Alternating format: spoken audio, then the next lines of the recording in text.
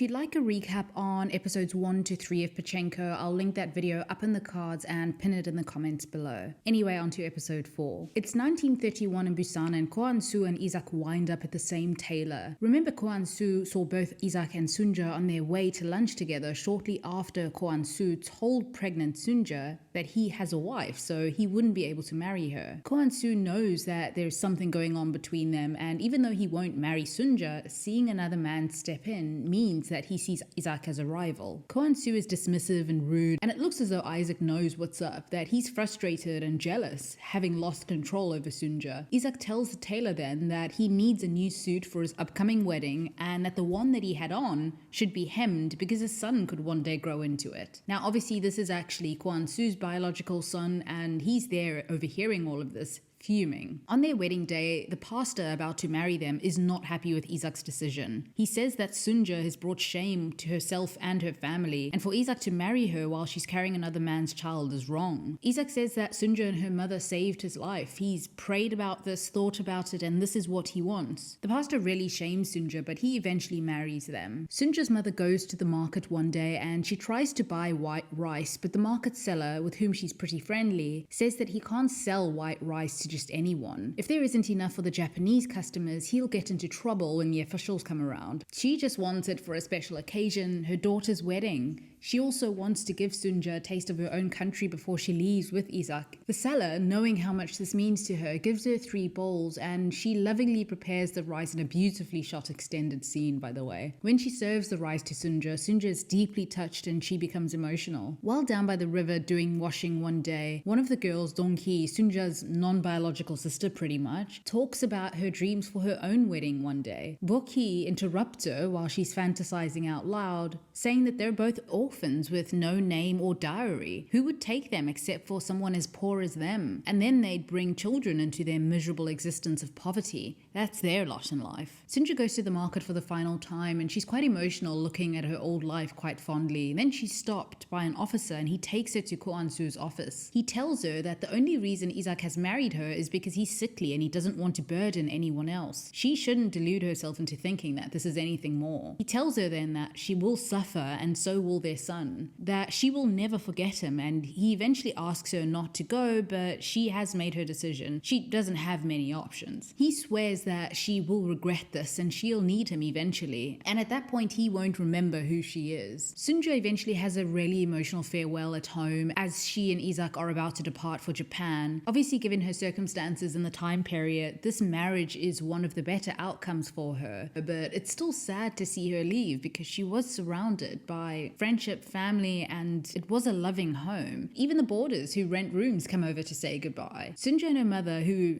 isn't going to Japan, she's just accompanying Sunja to the station, are at the station, or shipyard rather, to board the ship to Japan, and they're waiting while Isaac does their paperwork. A famous woman walking by drops her scarf, and when Sunja hands it to her, the woman asks when she's due, and Sunja's mother says 2 months. The woman turns out to be the singing talent on the boat, and she says something along the lines of, "I'll sing something for us tonight." It seems like a fairly inconsequential encounter, but we'll come back to that in a bit. In the present day, Sunja's packing her things. Remember, she wanted to go back to Korea to spread her sister-in-law Kungi's ashes. Her son accompanies her for this trip to Korea. In Solomon's storyline, the old lady arrives at the offices and she carefully rereads the contract that they gave her, even though she's told that the terms are exactly the same as the ones that she'd agreed to. Remember, she'd finally agreed to sell her land. She'd been encouraged when she sparked a connection with Solomon's gran. Everyone's eager for her to sign the agreement and they're certain that this is just a formality and they have it in the bag, but she's not quite ready to sign. Then she starts talking in Korean about the past treatment of Koreans at the hands of the Japanese, that the Koreans were referred to as cockroaches, exploited for their labor, forced to live in overcrowded housing because they were unable to afford the rent. The old lady asks Solomon then what he would advise his own grandmother if she were sitting there. Up until this moment, he's very eager for her to sign because he'll get his bonus and his promotion. Nobody else in the room can understand Korean, so this is a conversation strictly between Solomon and the old lady. And after giving it some thought, Solomon decides to be honest and he tells the lady that he would advise his gran not to sign. He's obviously reprimanded because the rest of the company thinks he may have sabotaged the sale which has now fallen through. As he leaves the boardroom, he rips off his tie and joyfully dances in the rain to a punk band performing at what looks to be a train station or the square. He looks liberated and happy, even though he might be demoted or even fired. Meanwhile, back in Bhutan, Sunja's mother gives her some advice about marriage and men as she's about to depart.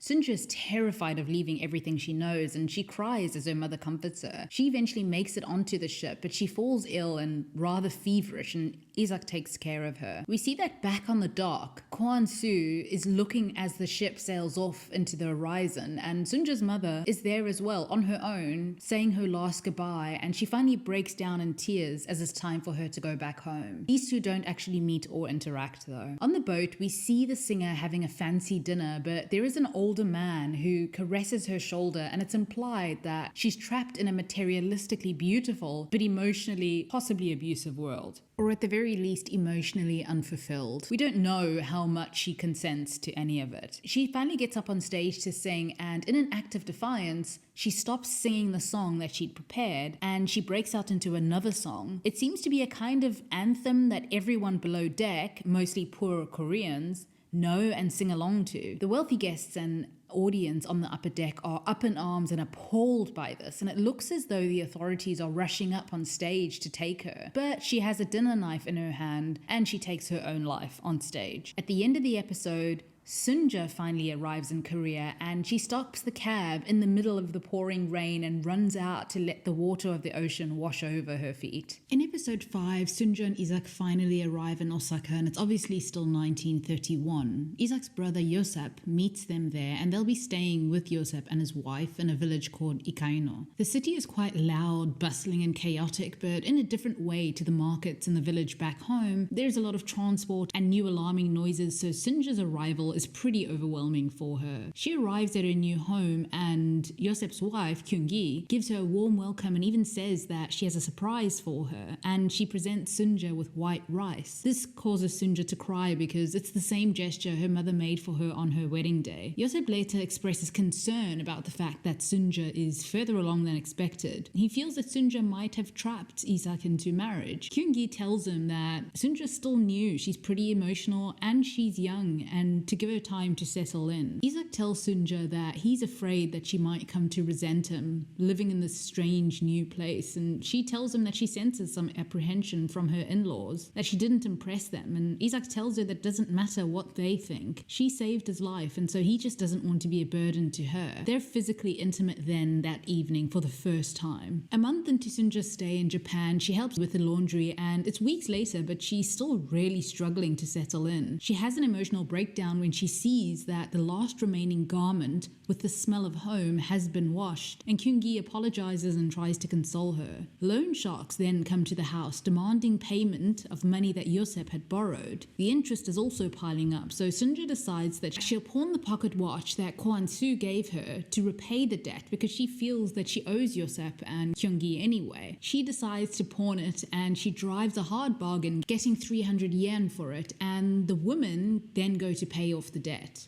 They form quite a bond after this because it's on this day that Kyungi also admits that she's scared, that she's not actually from there either, and life has been difficult, and Sunja tells her that they can be scared together. We see then that Hansu was counting on Sunja selling the watch, or I suppose here what we can know is that he was surveilling her and he saw her go into the pawn shop, and he buys it back from the pawn shop owner, telling him that Sunja married a dreamer and she'll pay dearly for this. In Busan in 1989, which kind of acts as the present day, Sunja is delighted to be back at the market as she and her son walk around and she reminisces. They later also spread Kyungi's ashes in the ocean. Solomon and his colleague have a talk, and she brings up Hannah, having overheard him on the phone, and she says that she was curious. She assumes that Hannah must have meant a lot to him, and he tells her that Hannah was actually the daughter of his father's girlfriend when he was 14, and that she was just one of those people that have the power to consume someone. They eventually split when he left for America, America, and she ran away from home not long after that. Sunja goes to the place where her father was buried, and it's been turned into a parking lot. They start the process of finding his grave by going to the local office, and they do get a lead. It's an address for Boki. This is such a beautiful reunion, and this is the first time the women have reconnected since Sunja left home with Isak all those years ago. Boki fills Sunja in on what happened over the years. She tells Sunja about the struggle after she left, that her mother especially struggled after her departure, and then when the war broke out, things became even more difficult, and even then, Sunja's mother let them stay with her, but at one point the girls were offered factory jobs that they knew they needed because it was difficult for Sunja's mother to support them. When they came back, Sunja's mother was gone. They had changed so much as well, and Dongki struggled with this a lot and couldn't get back to who she was. She couldn't cope, so she took her life down by the river where they used to do laundry when they were younger. We also find out in this scene at the cemetery that it's all thanks to Boki that Sunja is able to find her father's grave. She made sure that he wasn't buried in an unmarked grave. Sunja tells her son then that she's ready to go back to Japan after saying her goodbyes, telling her son that she knows now that she can come back. After an unsuccessful search for Hana, back at the office, Solomon gets a call that he's being let go from the company. His visa is sponsored by the company though, so if he loses his job, he can't go back to the States. Hana also calls him right then and tells him to come now. She doesn't want to die alone. In episode 6, it's 1979 in Osaka, and Hana and Solomon are in school. It's clear that Hana has quite the fiery personality, making a show of dragging him away so that the other girls know who he belongs to, she says. She's defiant and she tells him that she wants to travel the world. Solomon's boring life is not for her. She's a bit of a rebel and she kind of pressures him into shoplifting for her, and he gets caught. You can see here that he's the well-liked, smart, nerdy, good kid who has a crush on her, and he likes to impress her because she is cool. You can tell at this point that their lives are going to take very different paths. The shopkeeper ends up catching him and calling the authorities, and Solomon's father later picks him up and argues that this is the first offense and he will be reprimanded at home, so there's no need to inform the school. The officer then gets a call and the charges are dropped. Solomon's release has been ordered by someone, but we never really find out whom. His father guesses that Hana had something to do with it, even though Solomon denies it. No matter, it's decided that Solomon will go to America. It was the plan, but this seems to have solidified his father's decision and possibly moved the timeline up. We're back with Sunja in Japan, and Josep is livid that it's now known that women paid his debts. He's humiliated and he feels he can't show his face in public. He tells Sunja that they had never had these issues prior to her arrival. Josep storms out of the house and Sunja's water breaks. It's not time for the baby to come yet though. She has an extremely difficult labor and her screams bring the neighbor to the house. The woman says that she's used to the birthing process with livestock, pigs, so she can help with the delivery, and Sunja eventually delivers a baby boy. On the way home from getting Josep from the bar, Isak stands up for Sunja when Josep disparages her, saying that he feels like his life could be significant with her. He mentions her saving his life, that he wouldn't be standing there if not for her, but it's also very clear that he started to deeply care for her, probably is in love with her as well, and he's felt a connection with her from the beginning. It's more than just repaying a debt to keep a woman from bringing shame onto herself and her family. Josep does apologize, and finally they get home and Isak meets his son. Sunja asks Josep to name the baby. He who opened a new world, who believed when no one did. His name will be Noah. In Tokyo 1989, we see Hana's parents. Well, it's Hana's mother, Itsuko, and her boyfriend, who's Solomon's father. And they're being told that Hana has been sick for some time and there isn't much else they can do for her. The doctor says that she needs to be treated at home because it can't get out that they have someone dying of AIDS at their facility. But another sympathetic doctor offers to move Hana to a separate wing to treat her there. Solomon tries to convince Hana to get treatment in the US. She seems to have accepted her reality though, and she starts to tell Solomon about her life and how she was infected with HIV. Solomon, who's always kept her on a pedestal and lived in this kind of fantasy of unfulfilled love between them, struggles to hear about her struggles, and he doesn't want to hear it. There's more sorrow in his expression than any judgment. He still cares for her deeply and wants to save her, almost as though in some other universe they could have a second chance. She says it's important that he know how she lived her life and how she ended up, and she tells him that the Hannah that he knew is gone. Around this time, Solomon, fired from his job, packs up his things and leaves the office when someone in a fancy suit walks up to him and tells him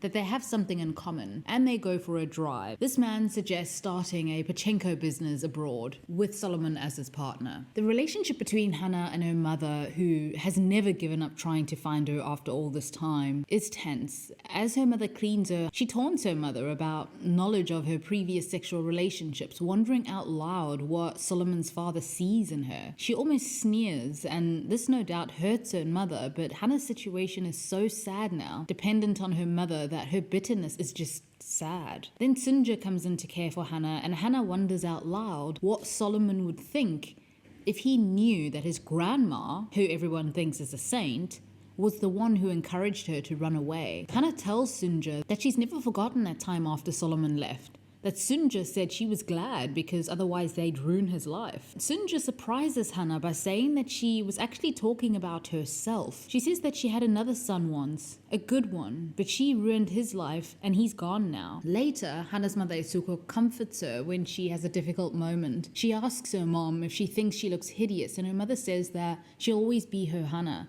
Nothing will ever change that. She just worries that she's in pain. Hannah is not so combative anymore, and it's nice to see mother and daughter sharing this close moment, even though it's under these circumstances. Solomon tells his gran that he's been fired, and it's her fault for making him weak and making him pity the old lady. Everything he's worked so hard for is ruined. Sunja tells Solomon that this doesn't mean weakness, that she also had an opportunity to become very wealthy before the war, but she turned it down. He asks then why she didn't take the money, and she asks how could she have then lived a life split in half. Success isn't the only important thing, but how you come about it is important too. We also get a glimpse of Isaac and young mother Sunja adjusting to life as new parents, and it's a peaceful life of domestic bliss. Of course, Isaac is a doting father, loving husband, and he makes breakfast for Sunja as she nurses the baby before he leaves for work. Trouble isn't very far away though. Hansu, who's been keeping tabs on Sunja, tells his wife that he has a son now, so that means that she's released from her conjugal duties in their marriage. She's failed to give him children when another woman could. She tells him that he's sullied her anyway. In episode 7, we go back and we see Hansu as a young man. He's a soft-spoken, very smart maths tutor for a wealthy American family. One day his father tells his boss Roichi how good Hansu is at calculations, and Roichi tells Hansu that he needs someone for his businesses, and he offers Hansu a job. Hansu and his father have a really good relationship, by the way. The American family floats the idea of him possibly going to Yale to keep tutoring their son, and his father encourages this as it's a chance for a better life, even though Hansu is hesitant at first about leaving his father behind. One day his father gets into debt to his boss, having stolen money and given it to a woman. He says, while explaining to Hansu, that one day a woman might drive him that crazy as well. Anyway, they go back to the woman to see if she has any of the money, but she's already given it away to another man. Now, I can't be sure if she's a sex worker that he was seeing and he fell in love with, thinking that she would reciprocate, but either way, it's implied that the feelings for the most part are one-sided. Hansu wants to stay then and help his father figure out a way to pay his debt, but his father refuses. They even get into a physical altercation over it because Hansu's father doesn't want him ruining his future over this. Still, Hansu goes to Roichi and offers to pay off his father's debts. His father begs Roichi to keep his son out of this, and as this is all happening, there's a sudden earthquake. Hansu's father is crushed by falling debris as he's trying to get to Hansu. Hansu eventually finds the American family, who offer to take him with them back to the States as they're leaving now, but in the aftershocks and the ensuing chaos, they all lose each other. Hansu ends up with Roichi again, and he also witnesses a group of Koreans being burned alive in a hut, even though the group of Koreans thought that they were being led to a safe haven. Roichi also tells him that he still has his father's debts to pay, even though earlier in the episode after the earthquake,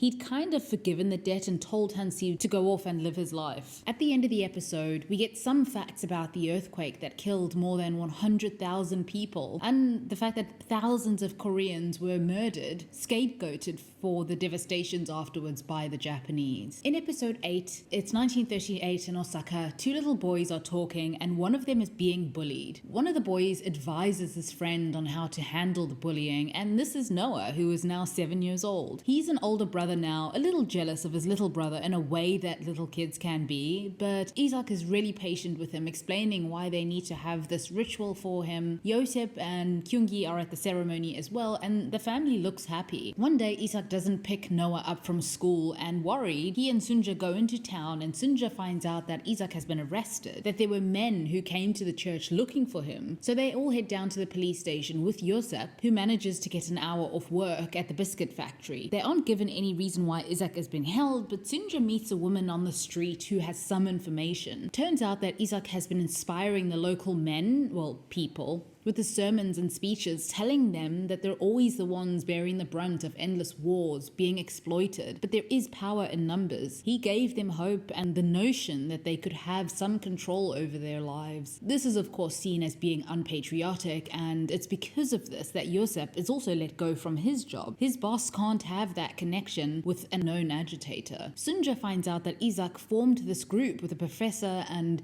they were looking to mobilize workers in the region and possibly other countries to fight for peace and fair wages. He kept this all from Sunja to protect her. She realizes then how serious this is when she says that they were working against the emperor. Sunja is more concerned with the present, her immediate circumstances, about how they'll eat now. What will they do? Sunja's later questioned by the authorities as well for being married to a so-called agitator, a traitor to the emperor. And as they leave the interrogation, Noah sees his father being taken away by the police as they both cry out for each other. We never know what comes of Isak. Solomon tells his father that he's lost his job and his visa, so he won't be going back to the US. He also tells his father about the man who wanted to go into business with him to open Pachinko parlors abroad, but his father isn't having it because he knows of the man's reputation, or at least of his grandfather's reputation. You see, the man's grandfather was the same way and lied to Solomon's father, telling him that his business dealings were all legit. Solomon's father was somehow saved by Solomon's mother and grandmother, otherwise who knows where he'd be. Solomon then goes to see Hannah on her deathbed, and she tells him to take care of her mother after she's gone. She talks about her regrets and her hopes for him, and he apologizes for not trying to find her sooner. He goes back to the businessman and says that they could still be players in the hotel world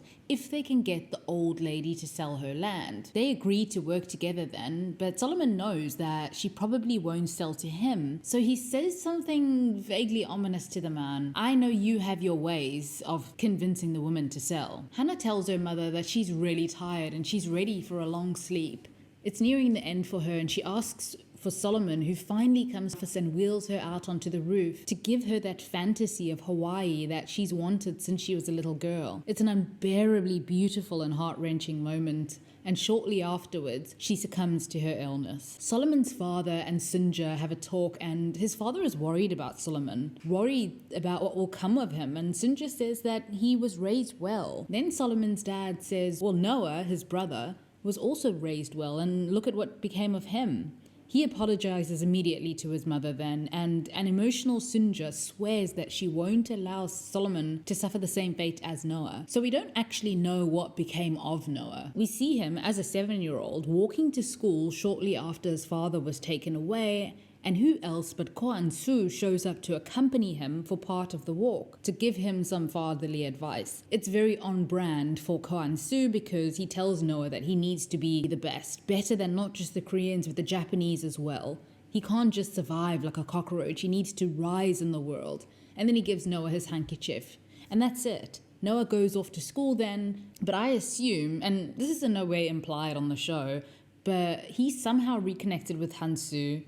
eventually find out that Isak was not his biological father. Hansu did seem very keen to claim him as a son. Anyway, whatever became of Noah though seems to have traumatized and broken the hearts of the rest of his family. With Isak now gone and Josep having lost his job, there is no money coming in, so Sunja decides to make kimchi to sell at the market. Josep feels emasculated by this at first. It's as though he can't feed his own family, but Sunja is determined and they have very few options. So she goes into town to sell her kimchi, learning fast, and it looks like she'll do well for herself. Present day Sunja gives Solomon the pocket watch that was once given to her by Hansu, saying that it saved her family and maybe it'll help him too. Since the pawnbroker gave the pocket watch back to Hansu, I wonder if Hansu and Sunja might have crossed paths again at some point. We never find this out for sure though. We see the old lady who doesn't want to sell her land, and it looks like there's someone possibly threatening her. He stands outside of her house at night with barking dogs and he has a threatening look on his face.